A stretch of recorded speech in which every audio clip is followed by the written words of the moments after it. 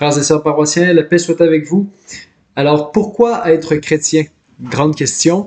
Alors, je vous propose 10 raisons pourquoi être chrétien, avant même de parler de si c'est vrai ou non. Alors, évidemment, vous pensez que, évidemment, c'est vrai, mais sans développer sur pourquoi c'est vrai, contrairement à d'autres propositions religieuses, 10 raisons pourquoi être chrétien. D'abord parce que le christianisme répond aux questions fondamentales de la vie, d'où est-ce que je viens, où est-ce que je vais, pourquoi je suis né, est-ce que je suis aimé, est-ce que mon âme est immortelle, etc.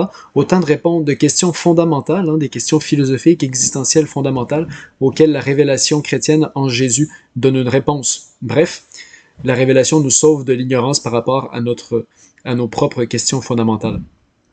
Ensuite, avoir la foi donne un horizon, un sens à notre vie. Quand on a la foi chrétienne, on réalise qu'on a une vocation, qu'on a une mission spéciale sur cette terre. On peut la découvrir en contemplant la vie de Jésus, en découvrant toujours davantage notre identité d'enfant de Dieu.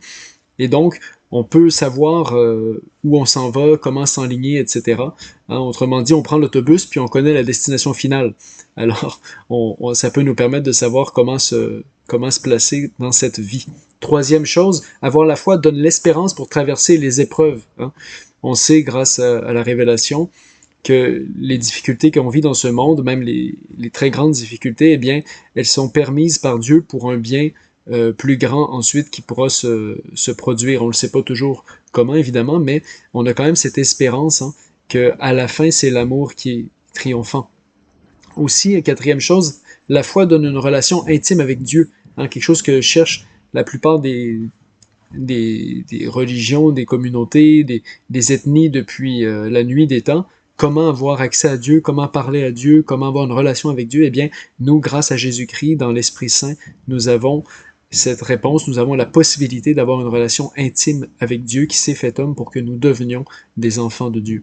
Cinquième chose, avoir la foi nous donne une source inépuisable de bonheur. Alors, grâce à la prière, grâce à la méditation de la vie de Jésus, on peut remplir notre réservoir de bonheur en quelque sorte, aller puiser à la source. Ça ne veut pas dire que la vie est toujours facile, toujours rose, mais on a cette certitude fondamentale d'être aimé. Bref, la révélation chrétienne nous sauve de la solitude, mais aussi du désespoir et de la mélancolie. Sixième chose, avoir la foi nous donne de vivre l'amour sans limite. Jésus lui-même a aimé jusqu'à donner pleinement sa vie. Et bien nous aussi, dans le fond, on est entraînés dans la vie chrétienne à la suite de Jésus en allant fréquenter les différents sacrements, la confession, la messe, en vivant profondément notre baptême. Eh bien, on développe une vie où on apprend cette règle fondamentale de la vie, c'est-à-dire qu'il y a plus de joie à donner qu'à recevoir. Septième chose, avoir la foi nous donne la force de pardonner. Souvent, à la fin de la vie, les gens gardent des bébites dans leur cœur, gardent des difficultés, et c'est souvent en lien avec un pardon qui n'est pas vécu. Alors, la foi, grâce à Jésus qui a pardonné sur la croix, qui a pardonné à ses bourreaux, quand on demande humblement la grâce au Seigneur, il nous accorde cette grâce, cette force de pardonner. Huitième chose, avoir la foi nous donne le pardon de tous nos péchés. Alors, c'est quand même fondamental. La mort et la résurrection de Jésus nous lavent de tous nos péchés.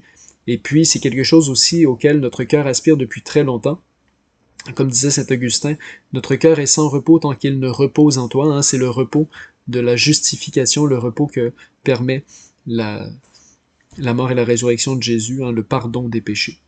Neuvième chose, avoir la foi nous donne l'assurance de la justice finale.